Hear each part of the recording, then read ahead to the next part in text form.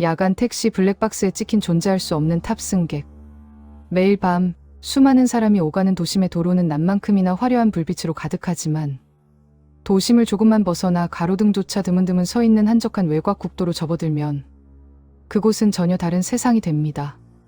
어둠이 짙게 깔린 심야의 국도는 오직 자동차의 전조등, 빛에만 의존해야 하는 고독하고도 기이한 공간으로 변모하곤 하지요.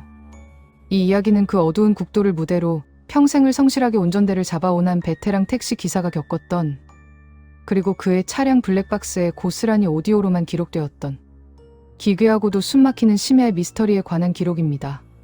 제보자인 강민수 씨는 경기도 일대에서 개인 택시를 운영하던 평범한 가장이었습니다. 밤낮이 바뀐 생활이 고되기는 했지만 심야 시간에 취객들을 태우는 도심을 피해 한적한 외곽 지역이나 인근 도시로 장거리 손님을 받아 이동하는 것을 선호하던 조용한 성격의 소유자였지요. 그날은 유독 안개가 짙게 끼어 사방이 분간되지 않던 평일의 어느 늦은 밤이었습니다.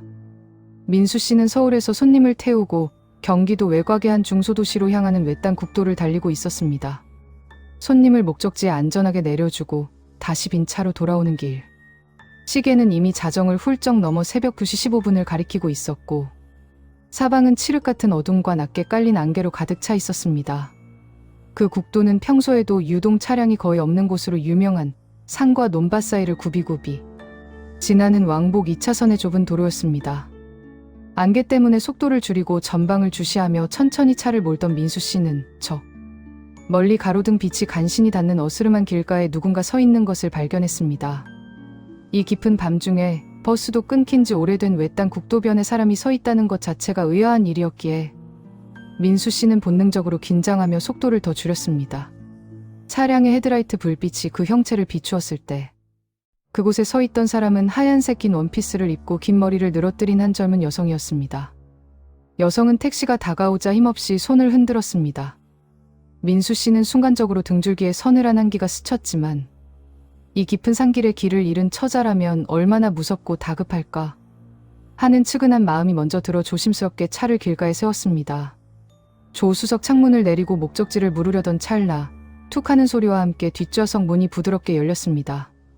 여성은 아무런 말도 없이 조용히 뒷좌석으로 미끄러지듯 탑승했고 이내 문이 철컥하고 닫혔습니다.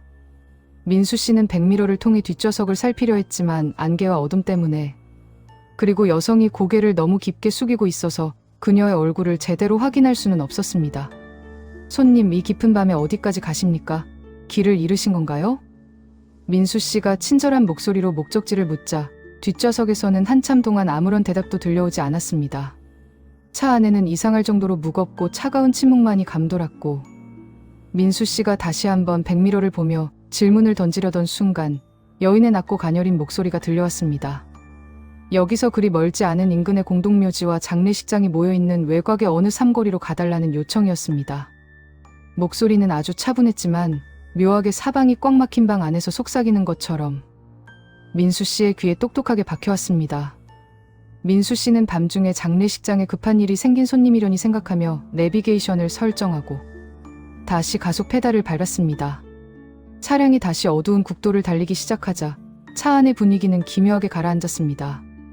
에어컨을 켜지 않았는데도 뒷좌석에서부터 밀려오는 한기가 운전석에 앉은 민수 씨의 목덜미를 서늘하게 적셨습니다. 민수 씨는 밤샘 운전의 피로를 쫓고 어색한 공기를 깨기 위해 손님에게 가벼운 대화를 건넸습니다. 이 시간에 이 길에는 택시도 잘 안 다니는데 정말 다행히 저를 만나셨네요. 날씨도 춥고 안개도 심한데 고생하셨습니다. 하고 말이지요. 그러자 뒷좌석의 여성은 낮게 한숨을 쉬듯 대답했습니다. 그러게요. 기사님 아니었으면 저는 오늘 밤도 그 차가운 길가에 계속 서 있었어야 했을 텐데 태워주셔서 정말 감사해요. 여성의 목소리는 들으면 들을수록 묘한 구석이 있었습니다. 분명히 차 안에서 단둘이 대화를 나누고 있는데 그녀가 말을 할 때마다 마치 라디오의 주파수가 맞지 않아 지직거리는 듯한 미세한 이음이 섞여 들리는 것 같았고 무엇보다 그녀의 숨소리가 전혀 느껴지지 않았습니다. 보통 사람이 말을 하면 숨을 들이쉬고 내쉬는 호흡의 리듬이 있기 마련인데 그녀의 대답은 끊김없이 일정하게 흘러나왔습니다. 민수 씨는 기분 탓이려니 생각하며 운전에 집중하려 했지만 백미러를 볼 때마다 느껴지는 이질감에 온 신경이 곤두섰습니다. 안개가 점점 더 짙어져 앞 차량의 미등조차 보이지 않는 험난한 고갯길을 지날 때였습니다. 민수 씨는 긴장을 풀기 위해 손님에게 몇 가지 질문을 더 던졌습니다. 그곳 삼거리에는 왜 이 시간에 가시는 겁니까? 혹시 누가 기다리고 있나요? 그러자 여성은 한참을 망설이다가 아주 슬픈 어조로 이야기를 꺼내기 시작했습니다. 자신이 불의의 사고로 가족들과 헤어지게 되었으며 매일 밤 가족들이 있는 집으로 돌아가고 싶어 이 길을 헤뎠지만 그 누구도 자신을 태워주지 않았다는 알 수 없는 사연이었습니다. 그녀의 절절한 목소리에 민수 씨는 자식을 키우는 아버지의 마음으로 깊이 공감하며 위로의 말을 건넸습니다. 젊은 처자가 고생이 많았네. 이제 곧 목적지에 도착하니 마음 편히 먹어요. 그렇게 약 20분 동안 민수 씨와 뒷좌석의 여성은 꽤 많은 대화를 나누었습니다. 여성은 민수 씨의 친절함에 감사를 표했고 민수 씨 역시 인생의 선배로서 그녀의 슬픔을 달래주었지요. 마침내 저 멀리 어둠 속에서 여성이 말했던 목적지인 공동묘지 인근의 외딴 삼거리가 보이기 시작했습니다. 주변에는 가로등 몇 개가 깜빡거리며 음산한 불빛을 내뿜고 있었고 민수 씨는 차량을 삼거리 모퉁이에 안전하게 정차했습니다. 미터기 요금을 확인한 민수 씨가 고개를 돌리며 말했습니다. 손님, 다 왔습니다. 요금은 12,000원입니다. 하지만 그 순간 민수 씨는 자신의 눈을 의심하며 비명조차 지르지 못하고 온몸이 마비되는 듯한 충격에 휩싸였습니다. 차량의 실내등을 켰을 때 백미러와 룸미러를 통해 바라본 뒷좌석은 텅 비어 있었습니다. 방금 전까지 자신과 목소리를 나누며 이야기를 주고받았던 그 자리에 하얀 원피스를 입은 여성은 흔적도 없이 사라진 뒤였습니다. 깜짝 놀란 민수 씨는 안전벨트를 풀고 뒤를 돌아보며 차량 바닥과 시트 사이를 샅샅이 살폈지만 문이 열린 흔적도 없이 뒷좌석은 그저 차가운 정적만이 감돌고 있었습니다. 차량의 문은 안쪽에서 단단히 잠겨 있었고 주행 중에 문이 열렸다면 경고음이 울렸어야 마땅했습니다. 민수 씨의 온몸은 머리끝부터 발끝까지 소름이 돋았고 심장이 터질 것처럼 뛰어댔습니다. 그는 미친 사람처럼 가속 페달을 밟아 그 자리를 탈출해 도심의 밝은 주유소로 향했습니다. 정신을 가다듬은 민수 씨는 자신이 너무 피곤해서 집단 환각을 겪었거나 꿈을 꾼 것이라 생각했습니다. 그렇지 않고서야 달리는 차 안에서 사람이 감쪽같이 사라질 수는 없는 일이었으니까요. 진실을 확인하기 위해 민수 씨는 손을 덜덜 떨며 차량 앞유리에 부착된 블랙박스의 메모리 카드를 뽑아들고 인근 PC방으로 향했습니다. 블랙박스 화면을 컴퓨터에 띄우고 여성을 태웠던 새벽 2시 15분의 녹화 영상을 재생하는 순간 민수 씨는 전신이 얼어붙는 듯한 공포와 마주해야 했습니다. 블랙박스의 전방 카메라 화면은 민수 씨가 기억하는 현실과 완벽하게 일치했습니다. 짙은 안개 속을 헤드라이트 불빛이 비추며 달리고 있었고 이내 길가에 하얀 원피스를 입은 여성이 나타나 손을 흔드는 장면이 선명하게 찍혀 있었습니다. 그리고 민수 씨가 차를 세우자 블랙박스 화면 속 조수석 너머로 뒷좌석 문이 부드럽게 열리는 장면까지 고스란히 녹화되어 있었지요. 하지만 이상한 것은 그 다음이었습니다. 여성이 차에 탑승하기 위해 문을 열었을 때 화면 속에는 그 어떤 사람의 형체도 지나가지 않았습니다. 문은 분명히 스스로 열렸고 잠시 후 아무도 타지 않은 채 허공에서 스스로 닫혔습니다. 그리고 더 끔찍한 것은 실내 오디오 녹음 파일이었습니다. 민수 씨가 헤드폰을 귀에 끼고 오디오를 듣는 순간 소름 끼치는 음성이 스피커를 뚫고 나왔습니다. 블랙박스 오디오에는 민수 씨가 손님 어디까지 가십니까? 라고 묻는 목소리가 똑똑하게 녹음되어 있었습니다. 그리고 그 질문이 끝나자마자 민수 씨의 목소리에 이어 뒷좌석에서 들려오던 여성의 목소리가 고스란히 흘러나왔습니다. 삼거리로 가달라는 말부터 태워주셔서 감사하다는 말, 그리고 자신이 사고로 가족과 헤어졌다는 기나긴 사연까지 민수 씨와 여성이 주고받았던 모든 대화가 한치의 오차도 없이 오디오로 기록되어 있었던 것입니다. 하지만 화면 속 뒷좌석은 처음부터 끝까지 실내등이 켜지는 마지막 순간까지 완벽하게 비어 있었습니다.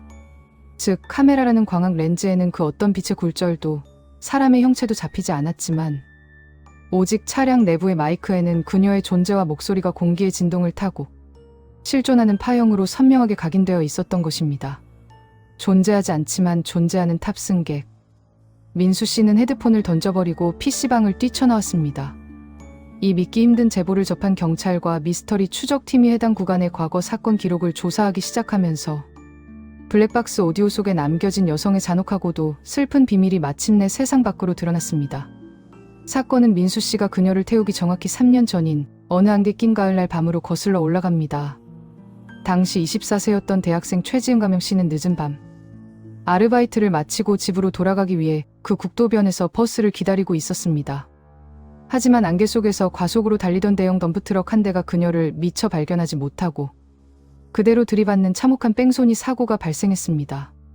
악독한 덤프트럭 운전자는 사고를 은폐하기 위해 기절한 채 피를 흘리는 그녀를 차에 싣고 인근 산속의 어두운 구덩이에 안매장한 뒤 달아나 버렸습니다.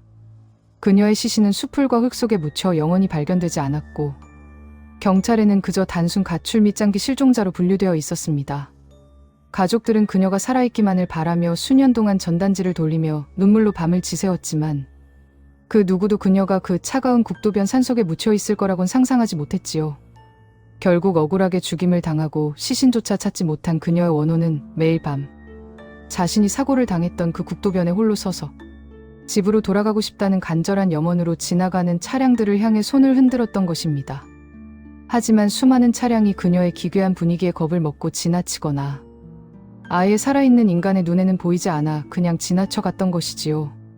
그러다 평소 온화하고 남을 측은하게 여길 줄 알던 민수 씨의 눈에 우연히 포착되어 3년 만에 처음으로 택시라는 안락한 공간에 탑승할 수 있었던 것입니다. 민수 씨는 블랙박스 메모리 카드를 경찰에 증거로 제출했고 오디오 속에 기록된 여인의 목소리와 그녀가 언급했던 목적지인 삼거리 주변의 지형지물 묘사를 토대로 대대적인 수색 작업이 벌어졌습니다. 법의학적 수색팀과 탐지견들이 삼거리 인근의 야산을 샅샅이 뒤진 결과 마침내 깊은 우거진 숲을 아래 얕게 묻혀있던 가방 안에서 형체를 알아볼 수 없을 정도로 백골화가 진행된 한 여성의 유해가 발견되었습니다. 유해와 함께 발견된 소지품과 유전자 감식을 통해 그녀가 3년 전 실종되었던 최지은 씨라는 사실이 명명백백하게 밝혀졌습니다. 그녀의 유해가 발굴되던 날 민수 씨도 멀리서 그 광경을 묵묵히 지켜보았습니다. 자식을 찾은 부모의 대성통곡이 산을 울렸고 마침내 억울한 누명을 벗고 가족의 품으로 돌아가게 된 지은 씨의 장례식이 제대로 치러졌습니다. 사건이 해결된 후 민수 씨는 신기한 꿈을 하나 꾸었습니다. 꿈속에서 안개가 자욱한 그 국도를 달리고 있는데 조수석 창문 너머로 지은 씨가 이전의 슬픈 모습이 아닌 아주 밝고 깨끗한 얼굴로 환하게 웃으며 민수 씨를 향해 깊이 허리를 숙여 인사를 건네는 꿈이었습니다. 기사님, 제 목소리를 들어주셔서 저를 따뜻하게 태워주셔서 정말 감사합니다. 라는 마지막 인사와 함께 그녀는 눈부신 빛 속으로 사라졌습니다. 그 꿈을 꾼 이후로 민수 씨는 더 이상 심야 운전을 할 때 공포감을 느끼지 않게 되었다고 합니다. 현대의 기술로 만들어진 블랙박스 카메라는 영혼의 모습을 빛으로 담아내지 못했을지 모릅니다. 하지만 기계의 차가운 마이크에 새겨진 그녀의 떨리는 목소리는 구천을 맴돌며 자신의 억압함을 알아달라 외치던 인간의 가장 간절한 영혼의 에너지가 남긴 마지막 흔적이었을지 모릅니다. 오늘도 우리는 어두운 밤길을 달리며 무심히 블랙박스 화면을 확인하곤 합니다. 하지만 조심하십시오. 지금 당신의 차량 블랙박스 화면 속에는 아무도 찍혀 있지 않지만 어쩌면 보이지 않는 마이크의 파형 속에는 당신이 모르는 누군가가 뒷좌석에서 당신과 함께 숨을 죽인 채 대화를 나누고 있을지도 모릅니다.